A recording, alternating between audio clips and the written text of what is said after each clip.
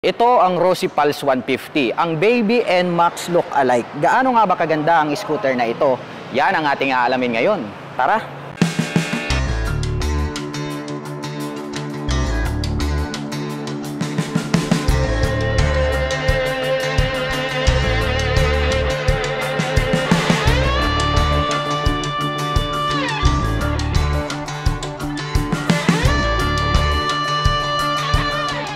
Ang ganda rin ng pagkakadesign nitong kanilang Rosy Pulse 150i at habang aking tinititigan, very attractive din dahil dito po sa kanyang headlight, nagkaroon po siya rito sa bandang itaas ng dalawang daytime running light. Well, very visible naman yan mapa day or night time. Silipin naman natin itong kanyang headlight, nagkaroon ng 3 partition sa gitna, chrome color.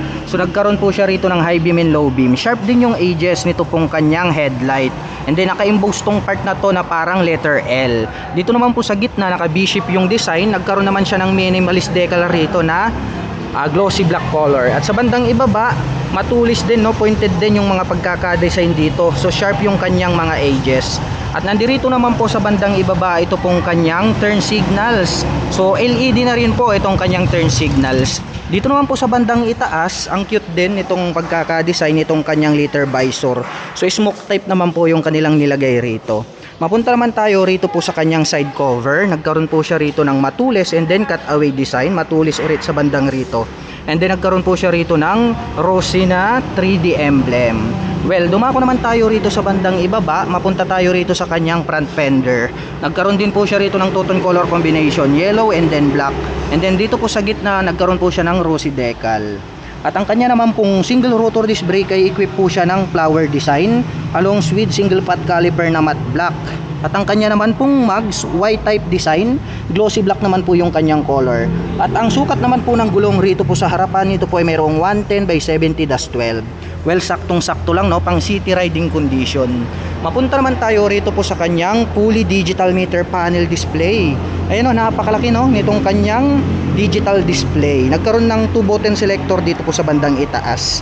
Mapunta naman tayo rito sa kanyang handlebar. Well, ang kagandahan nito, no, naka-naked na rin po siya. Gray color naman yung kanilang ginamit.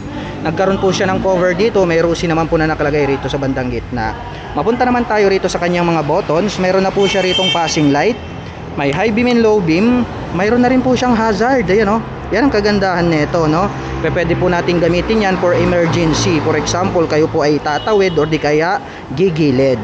At nandito naman po itong kanyang turn signal selector at ang kanya pong horn. Nandito naman po itong kanyang rear brake. Dito naman po sa kabila, nagkaroon po siya rito ng engine kill switch. Napakarami niyang button, ha. May auxiliary button and then meron rin po siyang on and off para po sa kanyang headlight. Nandito naman po itong kanyang electric starter at ang kanyang front brake. Well, dumako naman tayo rito sa kanyang ignition. Ayan, so equip po siya ng mechanical key. Mayroon na rin po siyang shutter lock key button for safety purposes naman po siya. And then dito naman po sa kaliwa, nandito naman po itong kanyang pocket. You know, medyo may kalaliman din. Pwede tayong maglagay po rito ng mga coins, gloves, and then bottled of water o di kaya yung ating mobile phone. At dito naman po, mayroon po ritong nakalagay.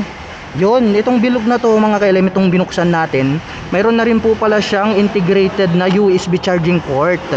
So ang advantage naman po nitong scooter na ito, pag halimbawa kayo po ay maglo-long rides, nothing to worry about kapag nalobat ang inyong mobile phone dahil pwede nyo po siyang i-recharge anytime, anywhere. So yun ang advantage ng scooter na ito dahil meron na rin po siyang USB charging port. Well, dito naman po sa bandang gitna, meron na rin po siya ritong utility hook. Ayan, o, integrated na po siya. So pwede po nating pagsabitan ng ating mga important belongings like plastic bags. Mapunta naman tayo rito po sa kanyang footboard. Ayan, o, medyo malawak din, no. Nagkaroon din pala siya rito ng footrest extension. Well, sukatin naman natin kung maluwag ba. Ayan, sakto lang din naman, no. Hindi naman siya makipot. Ang kagandahan nito, pwede pa tayong maglagay rito ng mga existing baggage na malalaki na hindi naman kasya rito sa ating underseat compartment. Nasa gitna naman po itong kanyang battery. And then yung kanyang footrest extension, subukan natin. Ayan, o, sakto lang din naman, no. So lispatig naman po yan halimbawa sa mga malalayong biyahe, no. Pwede po tayong mag cruising style. Well, baba muna tayo. Mapunta naman po tayo rito sa bandang ibaba. Nandito naman po itong kanyang side stand. At ang kagandahan po niya, na-equip na rin po ito ng side stand engine cutoff switch.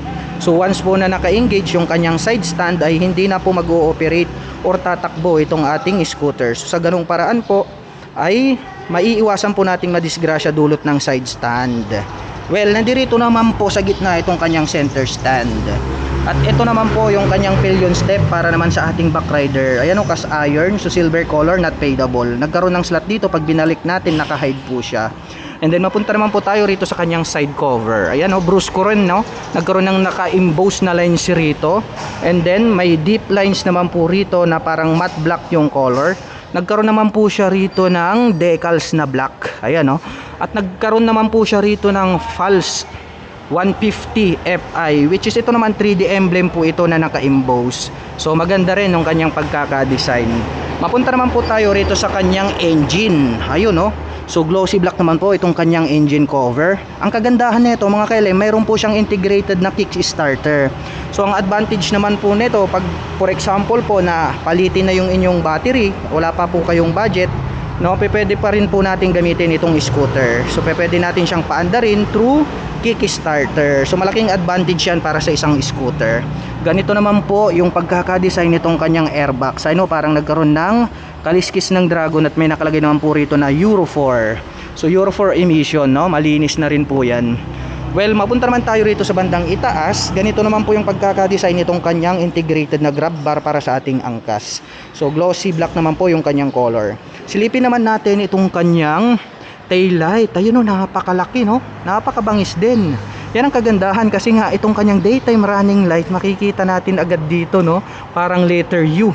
So very visible talaga yan. At yung kanyang main light or tail light is nandirito po siya sa gitna. And then ang kagandahan yan, LED na po lahat ng kanyang lighting system. And then nandirito naman po itong kanyang turn signals. Yun lang, no, naka-pop up. So maaari po yung mabalik kapag ating naisagi sa mga matitigas na bagay. Kaya ingatan na lang natin. Pero ang kagandahan yan, LED pa rin yung kanyang lighting system. And then tong naka-emboss na part na to, pag ating sinilip, ayan, for sure, nagkaroon po siya rito ng plate light. Mayroon din po siyang added reflector lights dito sa gitna. At ito pong kanyang rear fender, ito na po yung nagsisilbing kanyang plate holder. Well, dumako naman tayo rito sa kanyang rear suspension. Equip po ito ng single shock absorber. So yung design niya, no, pang click kasi nga naka single shock absorber. So yung kanila pong ginamit rito is glossy black naman po sa kanyang coil spring. At pagdating naman po rito sa kanyang rear braking system, ito po ay equipped with mechanical drilling trailing or yung tinatawag po nila na drum brake. At pagdating naman po sa kanyang mags, glossy black, no, white type yung design. At ang mga sukat naman po ng gulong rito po sa likuran, ito po ay mayroong 120 by 70-12. So makapal na rin po yung kanyang gulong rito sa likuran. Mapunta naman po tayo rito sa kanyang stock pipe. Yan o, classic na classic din yung dating, no. Itong kanyang heat protection guard matte black, ganun din po yung stock pipe. At yung kanya namang pong tip is silver. At ang kagandahan yan, mayroon na din po pala siya ritong built-in na tire hugger. So ang purpose naman po niyan is mapipigilan po natin yung mga dumi na tumalsik dito po sa engine ng ating motorcycle. At nandirito naman po itong kanyang pan cover. Ayan o, matte black naman po yung kanyang design. So ang kagandahan naman po niyan, ito pong ating Rossi Falls 150 ay equipped naman po siya ng air cooled. Well, umaasa naman po siya doon po sa kanyang pan at hampas ng hangin para mapalamig niya po ang kanyang engine. Well, dumako naman po tayo rito sa kanyang upuan.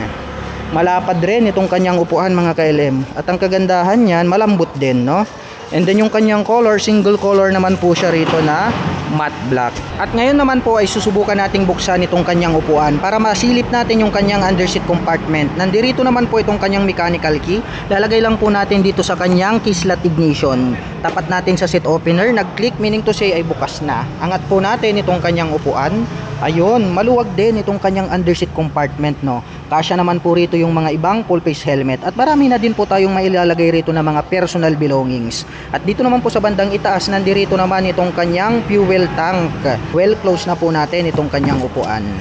At ngayon naman po ay susubukan nating sakyan itong kanilang Rusi Pulse 150 para malaman natin kung gaano nga ba ito kataas. By the way, my height is just around 5'6". Kitang-kita naman dyan sa ating camera, lapat na lapat yung ating foot below the ground. Kaya masasabi ko na very comfortable ito para sa gaya ko na 5'6" in height. At ang presyo po ng ating Rusi Pulse 150i ay nagkakahalaga po ng 82,000 pesos. At kung balak mo naman pong kumuha ng hulugan ay kailangan mo lang pong mag-down payment ng 5,000 pesos. At pagdating naman po sa kanyang monthly installment, ito po ay mayroong 3,590 pesos sa loob ng 3 taon. At para naman po sa mga kababayan natin na nakapanood ng video na ito at interesadong maglabas ng kanilang Rusi Pulse 150 ay maaari nyo po silang puntahan at bisitahin dito po sa Rusi Timparagilig San Fabian Pangasinan branch. At para naman po sa mga kababayan natin na nais magpunta rito, ang kanila pong operation time is starting 8 AM until 5 PM from Monday to Saturday.